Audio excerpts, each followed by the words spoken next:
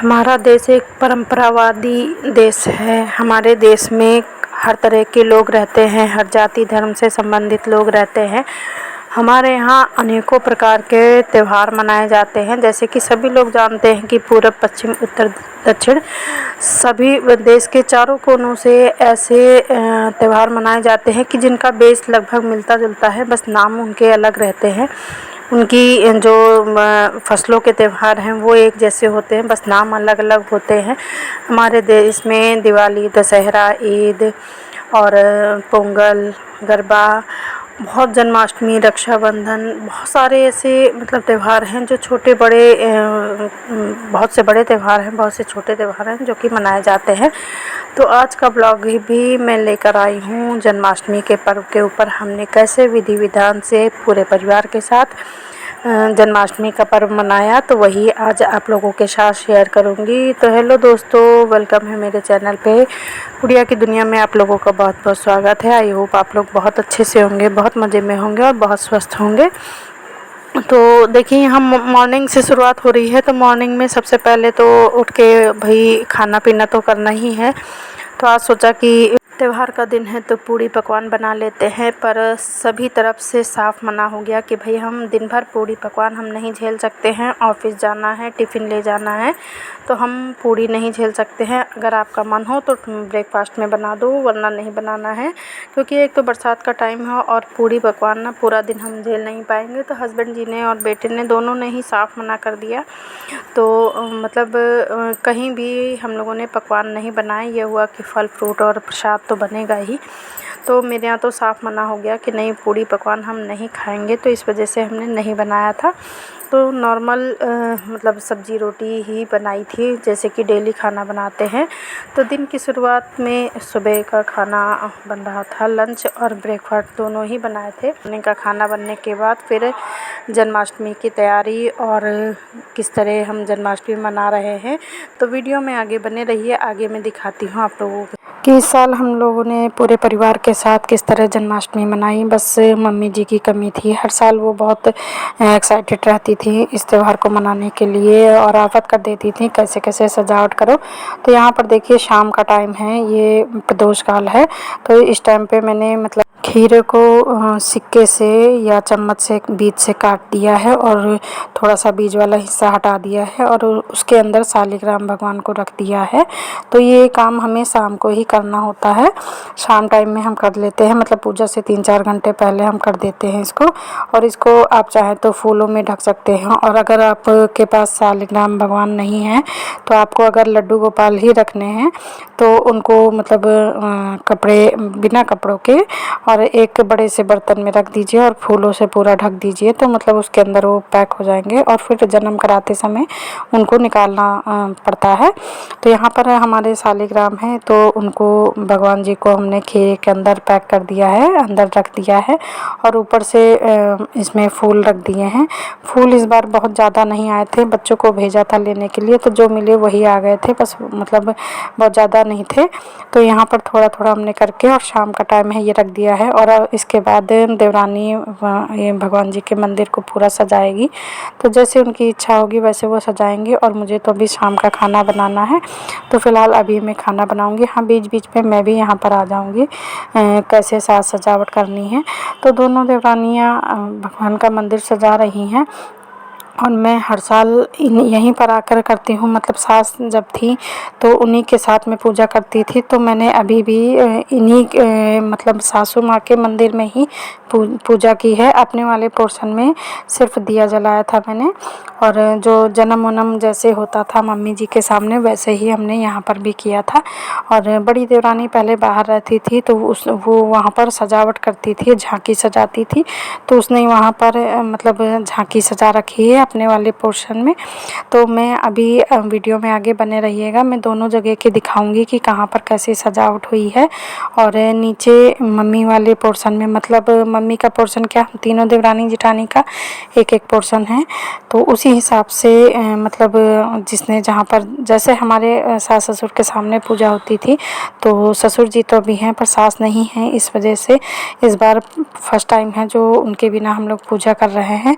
तो सब कुछ हमने उसी तरह किया है जैसे मम्मी ने करवाती थी। तो यहाँ पर देखिए देवरानी सजा रही है और बच्चे साथ में लगे हुए हैं, पर मैं बीच बीच में आके उनका हाथ बटा रही थी क्योंकि मुझे खाना पीना भी बनाना था। तो जैसे ये माँ बेटे सजा रहे थे तो मैं भी बता रही थी कि क्या कैसे करना है, क्या अच्छा लग रहा है क्या नहीं। और देखिए प्रसाद भी मैंने बनवा दिया था, तो प्रसाद एक किनारे रख दिया था। और यहाँ पर देखिए बड़ी देवरानी ने ये मक्खन की मटकी बनवाई थी मेरे बेटे से, तो मतलब मटकी की जगह इसको बनवाया था। तो वो मेरे बेटे को काम दे गई थी कि इसको सजावट कर दो जैसे तुम कर सको। तो बच्चों ने जैसे समझ में आया वैसे उसको सजावट कर दी थी। तो मैंने कहा कोई बात नहीं, चाची भी इनकी बोली कि कोई बात नहीं, जैसे तुम्हें समझ में आए बस सजा दो, कोरा कोरा अच्छा नहीं लगता है तो बस ऐसे ही सजा दो जैसे तुम सजा सको। तो उसने जितना पाया है उसमें गोचा गाची कर दी है। कुल मिला के वो अच्छा लग रहा था, पर हमें ऐसा लग रहा है कि इसने मतलब मटकी की जगह इसको बनाया था मक्खन रखने के लिए। अब उन्होंने किस लिए बनाया है तो ये तो भगवान जाने। तो देखिए काफ़ी अच्छा, काफ़ी हद तक अच्छा बनाने की कोशिश की है। तो फर्स्ट टाइम इसमें कुल्हड़ में मतलब उसने पेंटिंग की है, तो उस हिसाब से हमसे पूछ रहा था क्या बनाए कैसे बनाए। तो मैंने कहा जो समझ में आए, हमारा दिमाग खुद ही नहीं चलता है, माइंड कुछ इतनी जल्दी नहीं काम करता है, जो कोई जो कुछ करता रहता है उन्हीं की समझ में आता है। तो मैंने कहा कोई बात नहीं, जो समझ में आता है वो बनाते जाओ बस। उनकी चाची भी बोली बस हमको बना बनाया चाहिए, कुछ भी बना दो। तो देखिए दोबारा मैं यहाँ आ गई हूँ, तो यहाँ इतनी सजावट हुई है। तो अब काफ़ी टाइम बढ़ रहा था आगे, तो मैंने कहा थोड़ा सा जल्दी जल्दी करवाओ। तो यहाँ पर देखिए ये सब बीच का जो है वो मैंने करवा दिया था।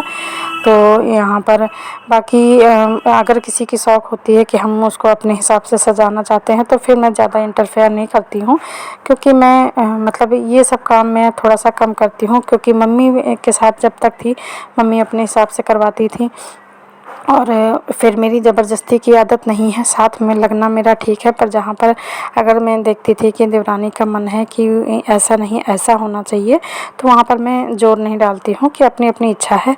हम श्रद्धा और भक्ति लेकर आए हैं, मुझे सजावट से इतना मतलब नहीं, पर हाँ देखने में अच्छा लगता है। बाकी पूजा करवाना, मैं बड़ी हूँ, मेरा काम है, जैसे घर में चली आ रही है उस विधि विधान से पूजा करवाना मेरा काम था। तो वो मैंने अपने अच्छे से कर दिया है, शुरुआत से लेकर लास्ट तक, जन्म कराने से लेकर झांकी देखने तक सब जैसे घर में होता था वो चीज़ करवाना मेरा काम था। तो उसको मैंने बखूबी निभाया। बाकी सजावट करने में क्या अच्छा लग रहा है बुरा लग रहा है एक बार बताना मेरा काम था। बाकी दोनों लोगों ने अपनी मर्ज़ी से सजाया है, किसको क्या पसंद है वो आप अपनी मर्ज़ी से सजा लो। पर दोनों ही जगह काफ़ी अच्छे से सजाया था, कुछ भी बाहर से नहीं आया था और अलग से कुछ बनाया नहीं था। पहले मैंने सोचा था कि मैं झूला बना लूँगी, पर जो सामान मैंने झूले के लिए बहुत पहले से रख रखा था, तो अभी उस दिन आप लोगों के साथ शेयर किया था कि कबाड़ी वाला आया था, तो पता नहीं मेरी नज़र बचा के काफ़ी मेरा कबाड़ इकट्ठा था, उसमें से आधा हस्बैंड जी ने उसको क्या क्या निकाल दिया मुझे पता ही नहीं चला। तो जो चीज़ें मैंने रख रखी थी वो गायब हो गई। तो मेरा एक तो DIY तो यहाँ पर छूट गया है, क्योंकि मैं जल्दी बना नहीं पाती हूँ और उनको ना कबाड़ वबाड़ देख के बहुत उलझन होती है। तो बहुत दिन से मेरे से कह रहे थे खाली कर दो, या तो जो तुमको जो बनाना है बना लो, और नहीं बना सकती हो तो फिर हम किसी दिन हटा देंगे। तो वैसे मैंने अपनी चीज़ें अलग कर ली थी, पर उसी में पता नहीं उल्टा पुल्टा हो गया या फिर वो चला ही गया जो चीज़ मैंने रखी थी, तो फिर समझ में नहीं आया। और अब देखिए ये टाइम हो गया है, 12 बजे का टाइम हो गया है, और मैं अगर टाइम ना देखती तो निकल जाता, क्योंकि मैं भी थोड़ा सा काम में लग गई थी। तो यहाँ पर देखिए खीरे के अंदर से सालिग्राम भगवान जी को निकाल लिया है और उनको गंगा जल, शहद, घी और दूध दही सबसे पंचामृत से सबसे स्नान कराया है। और उसी के साथ साथ जो लड्डू गोपाल हैं हमारे, उनको भी स्नान कराया है। तो मैं यहाँ पर चीज़ें डाल रही थी, क्योंकि पूजा देवरानी से ही मैंने कराई थी, साथ में मैं लगी हुई थी। अब जैसे पहले मम्मी हमसे करवाती थी, अब बड़ों का काम होता है कि बच्चों को सिखाना। मतलब अब ये छोटे भाई बहन हो या देवरानी जेठानी हो, तो मतलब बड़ों को समझाना चाहिए कि छोटों को कैसे करना चाहिए। पर इससे भी बड़ी बात है कि छोटों को समझना चाहिए कि हाँ परिवार में क्या चला आ रहा है और उसको कैसे करना है। तो दोनों ही चीज़ मायने रखती हैं, समझना और समझाना दोनों ही होना चाहिए। तो यहाँ पर मैं बताती गई हूँ और देवरानी करती गई हैं। तो यहाँ पर देखिए सालिग्राम भगवान को स्नान करा दिया है, अब इनको अलग रखेंगे और अब इसी जगह लड्डू गोपाल को भी स्नान कराएंगे पंचामृत से, क्योंकि उसमें सभी कुछ मिक्स रहता है, तो आप चाहें अलग अलग करवा लीजिए और चाहे साथ में। तो यहाँ पर देखिए पंचामृत से और गंगा जल से हम स्नान करा रहे हैं लड्डू गोपाल को। और अब इनके नए जो वस्त्र हैं, जेवर हैं, सब पूरा साज श्रृंगार करेंगे। तो यहाँ पर मैं अब टाइम जल्दी हो रहा था, इस वजह से मैं पूरी हेल्प कर रही थी, क्योंकि लेट होने लगा था। तो 12 तो बज ही गए थे, जन्म हो गया था, पर अभी आरती वगैरह करनी थी। तो अभी क्योंकि इनको जेवर वगैरह पहनाने में काफ़ी टाइम लग जाता है, सारी श्रृंगार करने में, तो इसीलिए हम दोनों लोग मिलकर इनका श्रृंगार कर रहे थे। और ऊपर बच्चों को भी बुला लिया था, बड़ी देवरानी भी आ रही थी, तो सब लोग आ जाएं तो मिलकर हम सब लोग आरती करेंगे। और यहाँ पर देखिए जो पंचामृत है जो इनके स्नान से निकला है, उसको हम पूरे प्रसाद में मिला देंगे। और उसके साथ ही प्रसाद और भगवान जी को हम उनकी जगह पर रख देंगे और आरती करेंगे और उसमें भोग लगाएंगे यहाँ पर। तो देखिए फटाफट से मैं यहाँ दिखाती हूँ और उसके बाद फिर मैं दिखाऊंगी कि बड़ी देवरानी ने कैसे सजावट की है। तो यहाँ पर जन्म हो गया है, सब लोग मिलके अब आरती करेंगे। तब तक पुरखों का है, दादी यही है। ना दिखाने हमको आज रात में नींद भी दिखाएगी, हम रात भर देखेंगे उनको।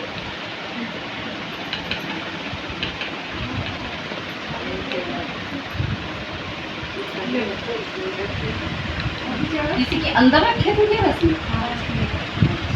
नहीं आते थे, सील पैक होके आए थे वो।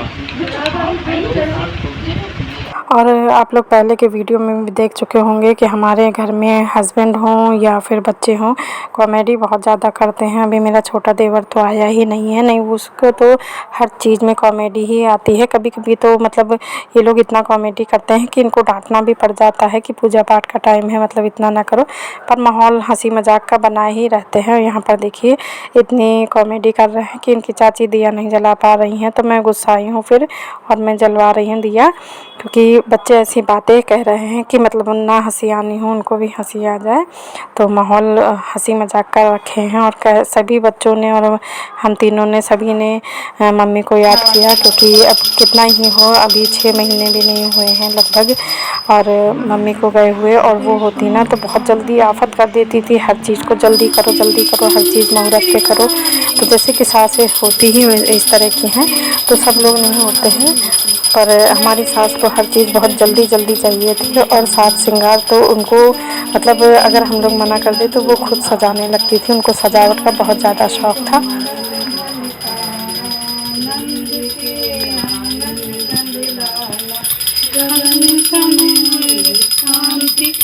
और अब हम तीनों देवरानी जिठानी ने और तीनों के बच्चों ने सबने मिलकर आरती की। पापा जी और हस्बैंड लोग नहीं आए थे, वो लोग अपने अपने रूम में थे, वो लोग हर साल ही नहीं आते थे, हम ही लोग मिलकर करते थे। तो उसी तरह हम लोग भी कर रहे हैं। और यहाँ आरती करने के जन्म हो गया है, आरती हो गई है, और ये सब होने के बाद अब ऊपर चलेंगे हम लोग झांकी देखने के लिए।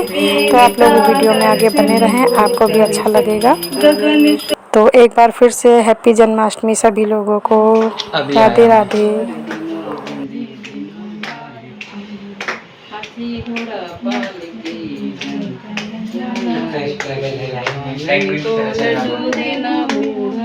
और यहाँ पर बड़ी देवरानी का बेटा कान्हा बना हुआ था, तो उसे बार बार ना मोबाइल पकड़ रहा था, तो इसीलिए मैं कह रही थी ये देखो मॉडर्न कान्हा है।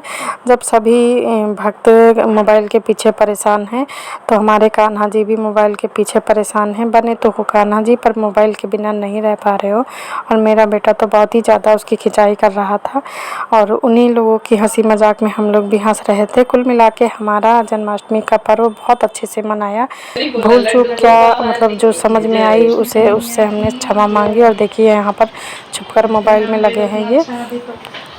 बड़ी माँ उन्होंने ऐसा बनाया ना, मेरे को ऐसे चलना पड़ा पेंगुइन की तरह।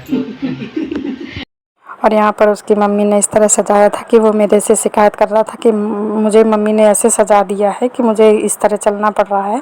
तो आगे की आवाज़ मैंने काट दी। मेरा बेटा उसकी बहुत ज़्यादा खिंचाई कर रहा था, छोटा भाई है, तो एक दूसरे को बहुत ज़्यादा परेशान कर रहे थे। और यहाँ पर देखिए मैंने एक दोस्त की फ़ोटो क्लिक की है, तो वो बैठा हुआ था और चलने में उसको दिक्कत हो रही थी थोड़ी सी, इसलिए। और यहाँ पर देखिए हमारे लड्डू गोपाल जी कितने सुंदर लग रहे हैं सजे हुए। तो हम लोगों ने सभी ने यहाँ पर भगवान को से आशीर्वाद लिया, भूल चूक माफ़ हो। और जैसे हमें समझ में आया, जैसे मम्मी जी कराती थी, इतने सालों से हम लोग कर रहे थे, वैसे हमने मम्मी जी के बिना पूजा कर ली और काफ़ी अच्छे से हंसी मजाक करते हुए किया था, मतलब खूब खुश होके किया था। तो ये पूरा मंदिर का लुक देखिए आप लोग, यहाँ से देखिए। और अब मैं आ गई हूँ ऊपर, मतलब बड़ी देवरानी के रूम में। तो यहाँ पर एक ही रूम में मतलब सजाया हुआ था, ऊपर मंदिर इनका लकड़ी का मंदिर लगा हुआ है, तो उसी के नीचे छोटी सी जगह में सजाया था, पर देखने में बहुत सुंदर लग रहा था।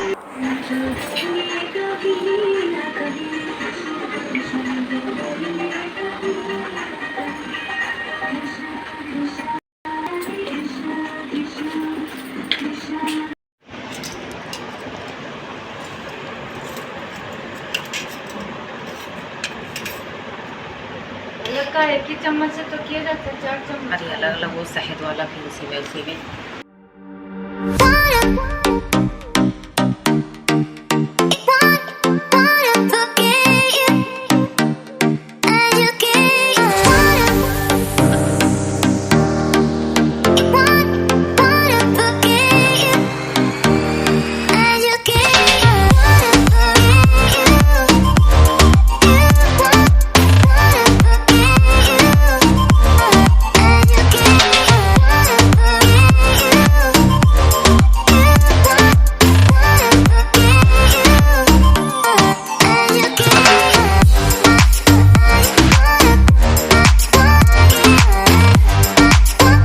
यहाँ पर देखिए पूरे प्रसाद से और माखन मिश्री से सभी चीज़ों से भगवान जी का भोग लगाया जा रहा है।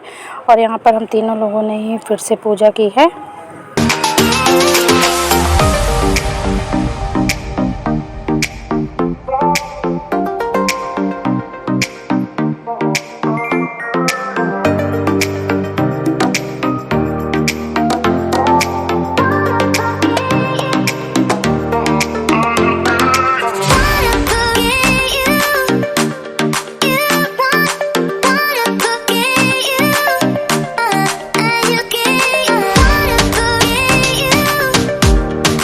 और यहाँ पर सभी चीज़ों का बराबर भोग लगाने के बाद फिर हम सभी लोग आरती करेंगे।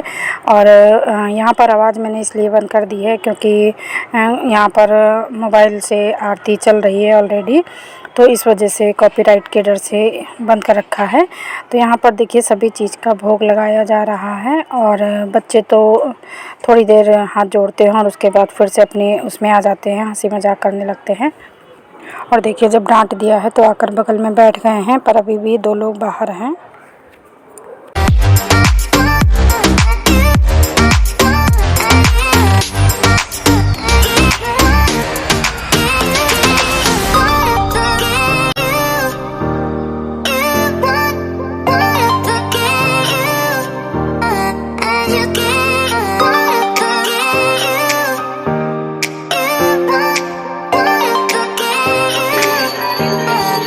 और यहाँ पर बड़ी देवरानी को याद आया कि जन्म हो गया है पर किसी ने थाली चम्मच नहीं बजाए हैं, तो अपने बेटे से बोली बेटू धीरे धीरे थाली चम्मच बजा दो। तो वो फिर से कॉमेडी करने लगा कि नहीं अरे कंस मामा जाग जाएंगे, अभी जन्म हुआ है, अभी तो यमुना पार जाना है, इस वजह से कुछ नहीं बजाया जाएगा। तो हमारे घर के बच्चे, हमारे घर के कृष्ण कन्हैया उसी तरह नटखट हैं जैसे वो कृष्ण कन्हैया थे। तो यहाँ पर आप सभी को हार्दिक शुभकामनाएँ, कल फिर मिलेंगे।